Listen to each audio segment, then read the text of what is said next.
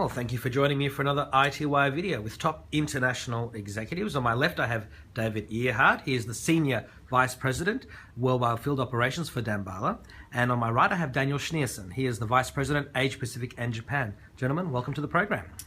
Thank you for having us. It's good to be here, Alex. Thank you. Now, I thought I'd just ask both of you, many people in Australia may not have heard of Damballa, so please give us the wrap as to what it is you do and how long you've been around in the business. Actually, we're 100% in the discovery phase of the equation. So there's a lot of technology and a lot of work that's been done over the years to prevent the attacks. Mm-hmm. We're all about finding those advanced threats once they've gotten through and they've been able to circumvent all the other preventative controls. Now, I saw on the website you started in 2006, and it was researchers from the university. What's the sort of the short background of the founding of the company? Well, we came out of academia, so for many years we were focused on really data scientists looking, working on machine learning systems, things of that nature. And viruses and malware is a machine learning data problem. Absolutely, absolutely. And then we evolved into our service provider solution, which protects subscribers off some of the largest ISPs in the world. And then about 4 years ago, we developed an enterprise solution that helps do the same thing for our enterprise customers to find with certainty compromised assets. Sure. So clearly you have customers around the world, but you're visiting Australia to start the business here, to get people's awareness? Absolutely. We've been primarily focused in the States, and then this past year in 2014, we made a global move across the entire world, actually. So here we are in Australia. And David is the chief of the region, and Daniel. Yes. Sorry, Daniel. Yeah. And so, obviously Asia is quite a hotbed of all sorts of activity. I mean, Eastern Europe too. But what is the industry like in Asia Pacific and Japan? Well, it's very active, lots of interest. I think what has changed over the last couple of years has been obviously the amount of very highly publicized large-scale breach that we have all heard about. We've all heard about them, yes. Mostly coming out of the States, and people have heard about from new vendors proposing new technology, telling them that with what is out there today, advanced threat, advanced targeted attack, the old technology doesn't work anymore. So what we see when we come to different countries in Asia and Australia is people are to the point where they know that they don't know, and they want to hear from any potential suppliers that would have something new or a different approach. What is it that I don't know? What has changed? What should I consider inside my environment in order to have either a different approach or a complementary approach to what we've been doing until now? So, there is definitely an open door in all the big customers we visit across the region, and also in Australia. I mean, it's not another vendor. We don't have at all that response at this time. Which is good to see, because people want to make sure that the companies they do business with are really protecting their data, especially after all the things we heard about in 2014. I think one of the big issues that happened, especially over the last year, is really a shift in what breach is all about. It's no longer a problem of the security manager or the network engineer. It is concerns for everybody in the organization. Sure, it's a board level issue. Well, to start with the employee, because if we don't get the employee on board, we'll continue to have weaknesses and vulnerability. They're the weakest all the other way to the other side, besides security and IT professional, at Target it's a CEO who disappeared. And right now you have a number of initiatives in North America that are trying to change legislation in order to make the board of directors fiduciary responsible for the protection of the customer and employees' data. And that's a game-changing, if that happened, or even the fact that it's being discussed, is a game-changing event that make everybody else concerned in the organization all the way to the board of directors. So the amount of focus that's being now taken about looking after the employee and customers' data is now becoming part of the lifeblood of the company. And so it should. David, what is the current landscape of advanced malware threat and attacks, especially after some of the really sophisticated stuff we saw in 2014? Right. I mean, what we're seeing is, and this has been going on for a while, it just keeps accelerating, is that nation states, organized crime, they're just getting better funded, more sophisticated attacks. And candidly, what I've seen is that security professionals have begun to assume breach. So I've been in the industry for a very long time, and there's always been a preventative bias. And that's starting to shift. We still need to spend a lot of time and energy on To stop them from coming in. right. Yeah? I mean, absolutely, that's never going to stop. And there's some excellent technology that's evolving to help with that. But what I've seen is it really right before my eyes, just in the last year and a half or so, is that security professionals have gone from a preventative bias to one of, it's not a matter of if, it's a matter of when I'm going to get breached, to recently in the last few quarters of a posture of, I probably already am. And the key is finding it early. Yeah. Studies show that attacks, actually compromised assets that are speaking to threat actors in a command and control type of structure are on the network for anywhere from 170 to 220 days on average, depending upon what study you're referencing.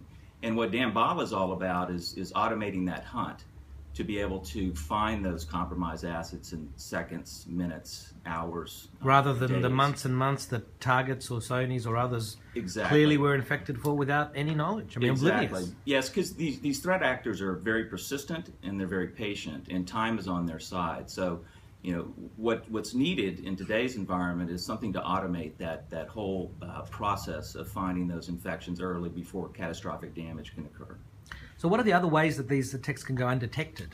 Well, Where- part of the issues that has created that situation is the fact that the security organization, when there is one, if it's not the one guy doing everything, Yeah.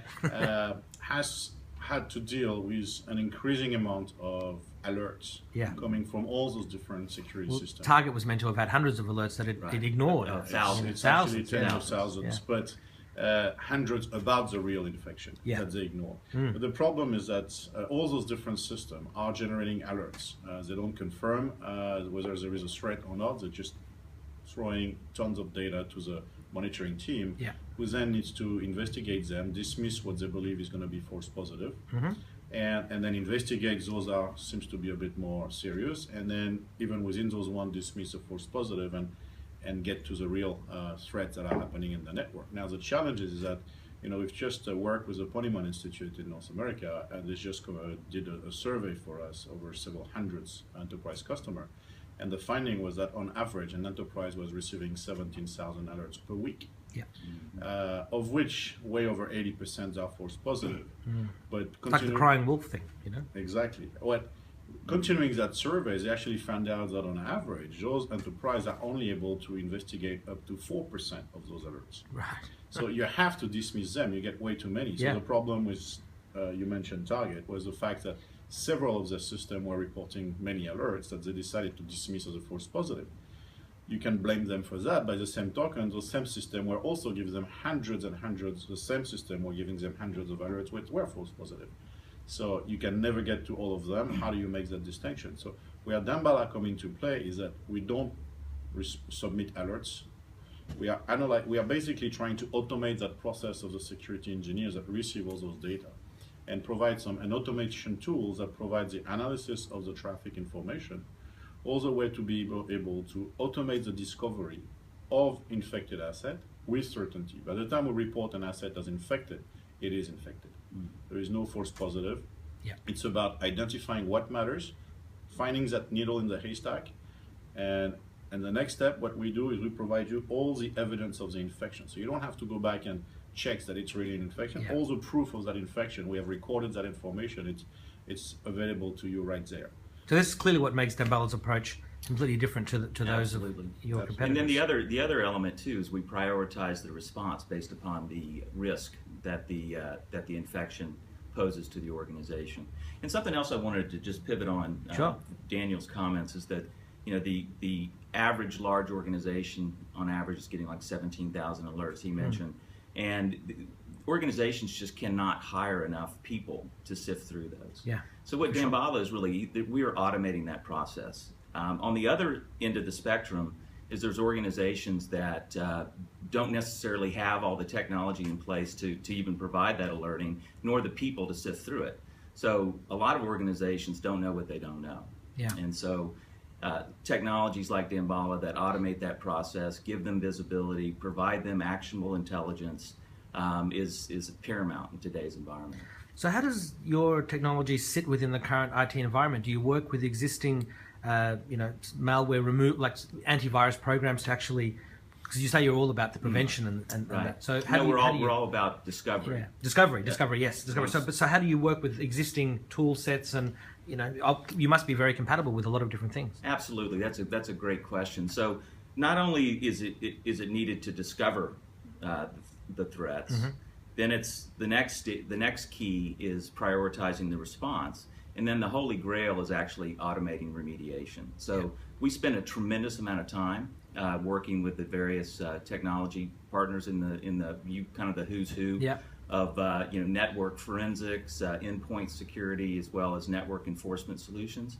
So our list of integrations is quite impressive, and because what we provide has so much certainty, that our customers tell us that they have the confidence to go ahead and invoke the automated response.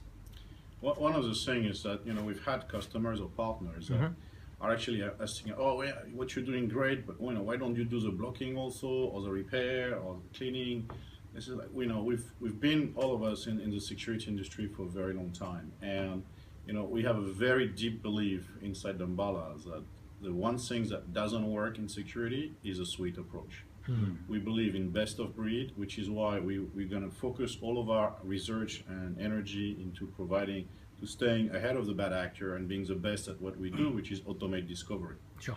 And for the rest, we're going to work with existing players who have great solutions to do what we don't do, and that a lot of our customer and partners are already using or selling. So there is no need to replace existing solution. This allows you to augment your existing solution and upgrade it. What David was just describing is basically, once we've analyzed and listened to the traffic information from the network, and out of that we automate the discovery of those infected assets, prioritize the response, and provide you all the evidence and actionable intelligence. We are also now able, with a partner we've integrated with, to share that intelligence specific to the threat happening inside your network with those other security devices in your organization to actually enrich your security posture. So unable to tell us a proxy to quarantine a device that we have identified as being compromised, automatically update the security policy of an IPS or firewall device. And that's some things that we're going to continue to do, working with a number of other security vendors, both at the request of our customers who are using their product and ours, and obviously at the will of those vendors who are more or less willing to team up with us and make it work. A couple other things I think are important to understand about our approach is we're multifaceted. So we don't rely on actually seeing the malware, and we're really not about finding malware. We're about finding actual compromised assets. So this multifaceted approach is a very, very key element to our approach. And we have three primary methodologies that we address. One is behavioral analysis. So we look at the behavior of a device over time. And then second, we do have some payload analysis where we're actually, the traditional sandbox type technology is about 5 or 10% of our solution. And then the last element is we apply massive amounts of threat intelligence that we get from our internet service provider relationships, and then look for similarities and anomalies and apply those to the endpoint. So it's multifaceted. Actually, today we have 8 detection engines, and it's growing. Just a year and a half ago, we had 4, which I think is also a very important component is that our platform is living and breathing and continuing to evolve. Absolutely key. As you would want it to do. And do you have some of your engines sitting in the cloud? I mean, everyone talks about cloud these days, or is everything? I mean, you must have things checking with updates and absolutely. It's multifaceted. Our sandboxing technology is actually cloud-based, which is a very interesting approach. And then we also have appliance that sits on the network that as long as we can see the traffic, as we develop more and more approaches, we're able to send those engines down to our appliances. And in fact, I was looking at your site. I mean, you look at a huge amount of traffic globally. We do. It's pretty impressive. Yeah, it is. It's when I say these numbers, people kind of gasp. But 22 billion unique DNS records we see on a daily basis, which is these are unfiltered DNS records, which we apply machine learning and data science to those to look for these behavioral anomalies. And then in addition to that, there's about 100,000 unique malware samples that we see. So what's the sizes of customers you look after? Do you go down to small business, or is it really enterprise and government? We span the gamut. So we have some of the largest financials in the world as customers, very strong in entertainment, strong in manufacturing, really across all the verticals, retail. And certainly... They'll be knocking on your door these days, wouldn't they? Yeah, well, we're, things are going fine. But, you know, we are you know, well suited for the large enterprise, but as I mentioned, some of the smaller organizations aren't able to hire the security professionals, and they need the automation to tell them, you know, to show them what they don't know, and they don't have the resources to try to find.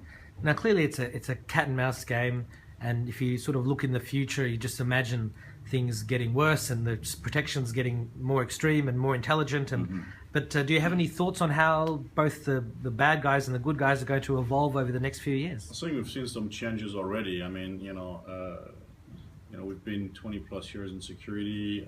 We started with a lot of focus on antivirus and network perimeter defense. A lot of it has always been signature driven. And you know, when I talk to my colleagues or former colleagues, it's been spending years playing cats and mouse after, you know, writing enough signature for all the new malwares they're creating. That used to be 10 or 100 a day, and then it went to 100,000 a day. And it's a game that, you know, we don't enjoy playing anymore. So Damballa solution is absolutely not based on signature at all. We don't use signature in our product. Other solution, whether they are for malware analysis and detection, or the way we do, which is doing malware analysis in the cloud, but many other aspects, is much more based on either our threat intelligence or our behavioral analysis and things like that are enabling us to discover and confirm infective activity without having to have ever seen the malware or even seeing it now, and we're still able to confirm. So I think, you know, on the technology, people have been looking at different ways, looking data science, looking at, you know, big data, as everybody likes to call it nowadays, but basically it's advanced mathematics. It's less sexy, but and you know, being, you know, really having a solution which is you know, not signature based and ideally network based. I mean, part of the challenge we're going to see going forwards, and that's why, you know, our original work we are still doing with all those service providers is going to be to deal with you know, the huge influx of devices that's going to be connected to the internet. That's not going to be computer. Well, Internet of Things, it's the big buzzword. Exactly. Absolutely. So you're not going to have the ability to put an agent software antivirus of any kind. Just recently there was the fridge that was sending out 750,000 spam emails. How do you put antivirus on that? You can't. Absolutely. Yeah. So we will be looking at, you know, the industry will be looking at different ways, not only at gateways, but ideally even find solution from the service provider network infrastructure to be able to discover and block those kind of activities. So, you know, we're not there yet, but we're all working on it, and that's going to be some of the next challenge that we are. Anything you want to add, David? You know, one point that I think is real important, because customers ask us all the time, or prospects ask us all the time, how are we able to provide with certainty, you know, compromised assets and not fire off a bunch of false positives? And the secret sauce, a big part of our technology, is not only the multifaceted approach, but we have what's called a case analyzer that takes these different bodies of evidence and looks at them in many, many different facets. And this is all happening in nanoseconds in real time. And then not until we are absolutely positive do we convict a device as infected. So it will go through a suspected state. We're looking at it, and not until we have complete certainty that that device is owned do we present it as infected, and that's a big differentiator. I was going to say, if only more companies did that. Yeah. You know? If you think of it like it's like a court tribunal. You know, the judge or the jury is going to listen to evidence, witnesses, data we gathered, detective, policemen. We have detection engine. Those are our detectives. They gather evidence, and only once we have sufficient amount of evidence, then will we be able to confirm that this device is infected. But of course, unlike the legal system, it happens in nanoseconds, not months. No, it's actually, we're actually doing that over time. So you might have things that happen today and then other events that happen a week later. And by putting them together, it will help us confirm, oh, this is an infected device. Yeah, because something might... If you were only looking at it within that minute or that hours, you might not compare. You might not be able to get sufficient information to have certainty. Sure. I mean, it is, as you say, it's gathering evidence, and something may not be actively doing anything yet, but it's been infected. But it's not broadcasting. And clearly you're discovering that. Right, and another thing is that we're providing security professionals a tremendous amount of visibility. So not, what's going on in their network, how are infections getting onto the network. So, and we have rich history so that folks can go in and do some forensics analysis, et cetera, and improve their preventative controls. So it's, we're working together. It's definitely a team sport. Well, two more questions. I always like to change gears a little bit and just sort of humanize the discussion. Now we've been talking high level and tech stuff, but I always like to ask, what's the best piece of advice that you ever received to get you where you are today? And hopefully we can learn something. And David, I'll start with you. Oh man, I would say probably what resonates the most with me is to dream big. Yeah. And just go for it and strive to be remarkable. Yeah, Steve Jobs always said he wants to make a dent in the universe, or he wanted to, and he certainly did. So that's really good advice. Daniel?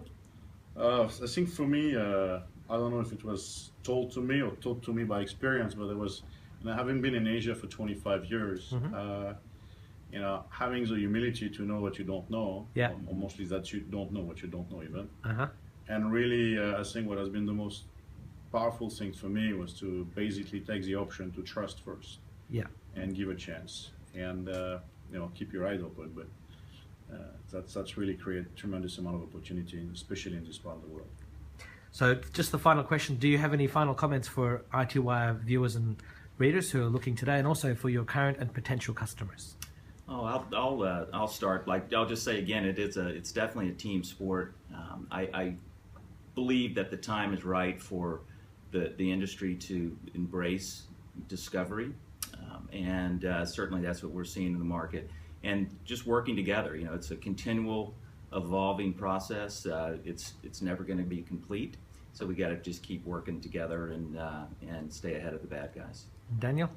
Well, I think in the same space, it's just we spent all that efforts, both in terms of research, development, energy over the last 15 years, building those solutions, which were in a great majority focusing at prevention and blocking, detecting. I think we have now the understanding that the threat and the bad actor is of such a nature. It's no longer your students in a dorm being a great programmer and trying to hack into the CIA or something. We have to realize that today, no matter what the preventative measure we put in place, if those kind of people, if they really want to get in, they will find a way. And therefore, we have to continue making it really hard to get in. But then we have to really start getting our eyes open and very much also starting to focus on the discovery of what actually came through anyway, and then the remediation.